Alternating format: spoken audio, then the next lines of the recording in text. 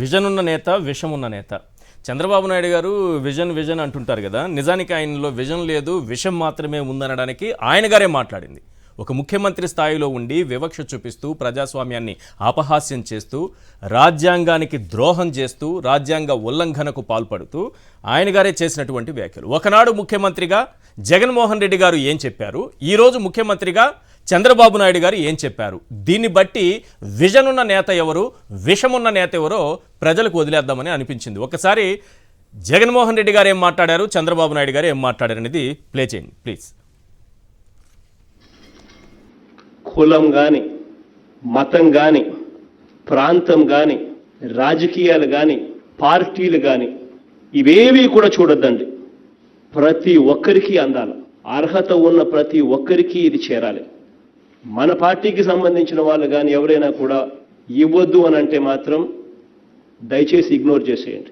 This is not how government is going to function. మనకు vote వేయని వాళ్ళకు కూడా మనం మంచి చేయాలి. వాళ్ళకు అర్హత ఉంటే వాళ్ళకు అందాలి. మనం చేసిన మంచిని చూసి రేపొద్దున వాళ్ళే మళ్ళీ మనకు ఓటేసే పరిస్థితులు మనం క్రియేట్ చేసుకోవాలి.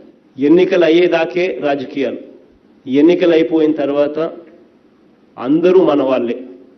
మిమ్మల్ని ఒకటే కోరుతున్నా, వైఎస్ఆర్ కాంగ్రెస్ పార్టీకి డైరెక్ట్గా ఇండైరెక్ట్గా మనం పనులు చేసే పరిస్థితి ఏ స్థాయిలో కూడా రాకూడదు.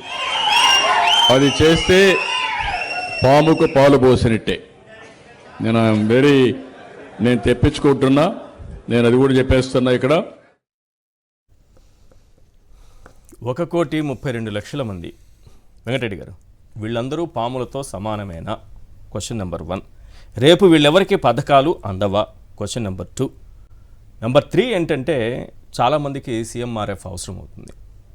చాలా సందర్భాల్లో ప్రాణాలు పోయే పరిస్థితి వస్తుంది, ఆపరేషన్లు చేసుకోలేని దుస్థితి వస్తుంది. ఆరోగ్యశ్రీ, ఇప్పుడే పేరు మార్చుకోవచ్చు, ఆరోగ్యశ్రీ అనే మాట్లాడుకుందాం ప్రస్తుతానికి, దాని పేరు కూడా పక్కన పెడదాం. ఇలాంటివన్నీ వాళ్ళ ఆరోగ్యం, ప్రాణాలకు సంబంధించింది, విద్యకు సంబంధించింది, బ్రతుకు సంబంధించింది, ఆ జీవితాలు బాగుపడటానికి సంబంధించింది. ఇవన్నీ కూడా ఈ 1,32,00,000 మంది దూరం అయిపోయినట్టేనా చంద్రబాబు నాయుడు గారి వ్యాఖ్యలతో? ఈశ్వర్ గారు, ఇక్కడ మనం గమనించాల్సినటువంటి అంశం ఏంటంటే, మీరు వేసిన 2 బాక్సులు, జగన్మోహన్ రెడ్డి గారు ముఖ్యమంత్రి హోదాలో మాట్లాడింది, చంద్రబాబు నాయుడు గారు ముఖ్యమంత్రి హోదాలో మాట్లాడింది. అంటే ప్రజానాయకుడికి ఒక క్రిమినల్ నాయుడికి ఉన్న తేడా. అది క్రిమినల్ నాయుడు డైరెక్ట్గా క్రిమినల్ మెంటాలిటీతో, ముఖ్యమంత్రిగా ఒక క్రిమినల్ మెంటాలిటీతో అవతల వాళ్ళు వస్తే మీరు ఎవరికి ఏం పనులు చేయొద్దు, వాళ్ళు ఏదైతే వాళ్ళు విషం ఉన్నటువంటి పాములు అని చెప్పి మాట్లాడాడంటే, మరి అది క్రిమినల్గా ఒక ముఖ్యమంత్రి అంటే ఈ రాగద్వేషాలకు అతీతంగా ముఖ్యమంత్రిగా ప్రమాణ స్వీకారం చేసేటప్పుడు రాగద్వేషాలకు అతీతంగా శాసనాలను, రాజ్యాంగాలని అనుసరించి దైవ సాక్షిగా ప్రమాణం, అంటే దేవుడు సాక్షిగా రాజ్యాంగాన్ని అనుసరిస్తాను, శాసనాలను అనుసరిస్తాను. రాజ్యాంగం అంటే ఎవరి రాజ్యాంగం? డాక్టర్ బాబాసాహెబ్ అంబేద్కర్ గారు రాసినటువంటి రాజ్యాంగాన్ని అనుసరించి పరిపాలిస్తాననే దాంట్లో అర్థం. ప్రమాణ స్వీకారం చేసి నువ్వు 9 నెలలు కూడా కాకముందే నేను బాబాసాహెబ్ అంబేద్కర్ గారి రాజ్యాంగాన్ని నేను అనుసరించను, నా కొడుకు లోకేష్ రాసినటువంటి రెడ్ బుక్ రాజ్యాంగాన్ని అనుసరిస్తాను. అదే కదా వివక్ష, అదే కదా కక్ష సాధింపు, అదే కదా వైఎస్ఆర్ కాంగ్రెస్ పార్టీ వాళ్ళని టార్గెట్ చేయడం. ఆ రాజ్యాంగాన్ని అనుసరిస్తాను ముఖ్యమంత్రిగా ఆయన మాట్లాడాడంటే దేశద్రోహం కేసు పెట్టాలి చంద్రబాబు నాయుడు గారి మీద. ఎందుకంటే రాజ్యాంగాన్ని, శాసనాలని ధిక్కరించి వాటిని అవమానపరిచినందుకు దేశద్రోహం కేసు ముఖ్యమంత్రి మీద పెట్టాలి. సో ఖచ్చితంగా పెట్టాలి సార్.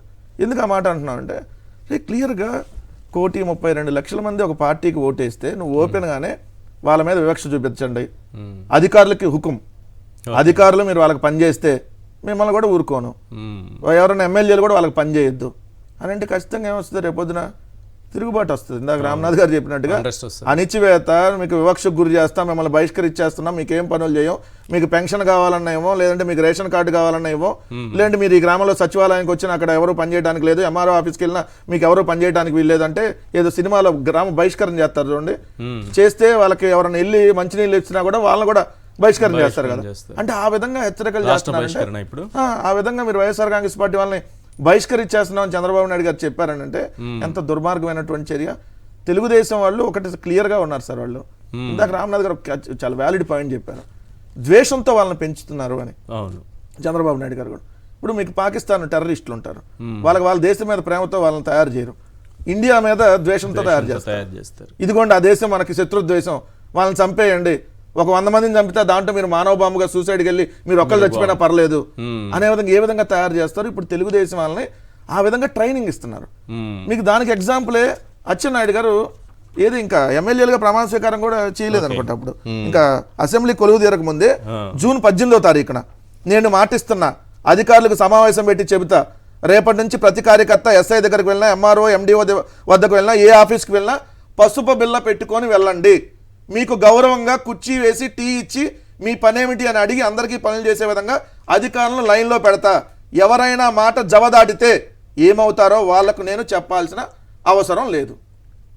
ఇది అధికారుల్ని తెలుగుదేశం వాళ్ళు వచ్చి పసుపు బిళ్ళ చూపించి వాళ్ళు ఏ పని అడిగితే అది అక్రమమా సక్రమంతో సంబంధం లేదు, ఏ పని అడిగితే ఆ పని కానీ మీరు చేయకపోతే అధికారులను ఏం చేయాలో తెలుసు అని చెప్పి సాక్షాత్తు ఎమ్మెల్యే హోదా, మంత్రి హోదాలో ఏదైతే అయ్యన్న పాత్రుడు మంత్రి హోదాలో మాట్లాడినటువంటి అచ్చెన్నాయుడు గారు, మంత్రి హోదాలో అచ్చెన్నాయుడు గారు మాట్లాడినటువంటి అయ్యన్న పాత్రుడు గారు అయితే తమాషాల బూతులు పెడతా కళ్ళు మూసుకొని పోయి ఏడుస్తున్నారా నా డాషుల్లారా, ఏది అధికారుల్ని పని చేయటం ఇష్టం లేకపోతే పోండి నా డాషుల్లారా.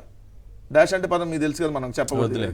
ఈ విధంగా వాళ్ళు డైరెక్ట్ స్పీకర్ ఆయన అన్నాడు, నేను అసెంబ్లీకి స్పీకర్ని అవుతున్నా, మిమ్మల్ని గంటల కొద్దీ నిలబెడతా, ఏది ఇంకా అప్పుడు స్పీకర్ కూడా కావాలా. ఈ విధంగా వాళ్ళు ఓపెన్ గానే ఒక్క మాట పాము. ఇప్పుడు వైఎస్ఆర్ కాంగ్రెస్ పార్టీ వాళ్ళని పాములతో పోల్చాడు కదా, ఎవరు పాము? నీకు పిల్లనిచ్చినటువంటి మామ చెప్పాడు, గాంధీని చంపిన గాడ్సే కంటే నీచుడు నా అల్లుడు చంద్రబాబు నాయుడు అనే ఓపెన్ స్టేట్మెంట్ ఇచ్చారు. ఎంతకంటే ఇంకేముంటుంది? మనిషి అన్నాడికైతే అది తీసుకుంటే మనిషి అన్నాడు అయితే ఉండడు. గాంధీని చంపిన గాడ్సే కంటే నీచుడు నా అల్లుడు చంద్రబాబు నాయుడు, మేకవన్న పులి, తేనె పూసిన కత్తి, ఇతన్ని పక్కన పెట్టుకొని నేను జీవితంలో ఏమన్నా నేను చేసిన తప్పుందంటే అది ఒకటే అని చెప్పి రామారావు గారు చెప్పారు. అది నీకు ఇచ్చిన సర్టిఫికేట్. మేము మాకు ఓటు వేయకపోయినా, మా పార్టీకి ఓటు వేయకపోయినా, జగన్మోహన్ రెడ్డి గారు ముఖ్యమంత్రిగా, నేను ఒక పార్టీకి ముఖ్యమంత్రి కాదు, ఆంధ్రప్రదేశ్ రాష్ట్రానికి మొత్తానికి ముఖ్యమంత్రి, నేను ఒక పార్టీకి అధ్యక్షుడిని, బట్ ముఖ్యమంత్రిగా రాష్ట్రం మొత్తం ప్రజలకి నాకు ఓటు వేయకపోయినా పర్లేదు. తెలుగుదేశం వాళ్ళకి కూడా సార్ మన వర్ల రామయ్యకి రైతు భరోసా వచ్చింది. జగన్ గారి గవర్నమెంట్ లో వర్ల రామయ్యకి రైతు భరోసా ఇచ్చాం. ఏది రోజు మమ్మల్ని బూతులు తిడుతున్న వర్ల రామయ్య. మేము ఎక్కడైనా వివక్ష చూపించా? పథకాలు అనేది అర్హత ఉంది కాదు సార్, అర్హత ఉంది, అర్హత ప్రకారం రైతు భరోసా అతనికి వస్తుంది. మేము ఎక్కడ ఆపలేదు కదా. తెలుగుదేశం జడ్పీటీసీలు ఎంపీటీసీలుగా పోటీ చేసిన వాళ్ళు, వాళ్ళకి సంబంధించినటువంటి వాళ్ళ ఇంట్లో కూడా పెన్షన్లు వచ్చినాయి. ఏది వాళ్ళు ఎస్సీ ఎస్టీలు బీసీలు ఉన్నారు, వాళ్ళకి అర్హత ఉంది, అర్హత ఉంది దాని ప్రకారం వచ్చింది. సో కానీ మేము ఎక్కడ వివక్ష చూపించలేదు కదా. నేను ఒక మాట అంటున్నా, అంటే ఓన్లీ ఇప్పుడు వైఎస్ఆర్ కాంగ్రెస్ పార్టీ కార్యకర్తలే చంద్రబాబు నాయుడు గారు మీకు పావులతో, మరి మా గుర్తుతో గెలిచినటువంటి కార్పొరేటర్లు, మా గుర్తుతో గెలిచినటువంటి కౌన్సిలర్లు, మా గుర్తుతో గెలిచినటువంటి రాజ్యసభ సభ్యులు, మా గుర్తుతోనో లేదంటే మా పార్టీ ద్వారా వచ్చినటువంటి ఎమ్మెల్సీలు, వాళ్ళని ఏ సిగ్గు లేకుండా మరి ఆ పావులను ఎందుకు తీసుకుంటున్నావు? అప్పుడు వాళ్ళు మంచోళ్ళు అంతే కదా సార్. ఎంతమందిని తీసుకున్నాడు? 100 మందిని తీసుకున్నాడు కదా మా వాళ్ళకి సంబంధించినటువంటి కౌన్సిలర్లు వీళ్ళందరినీ. ఎట్లా తీసుకున్నావు? సమాధానం చెప్పాలి. రైట్.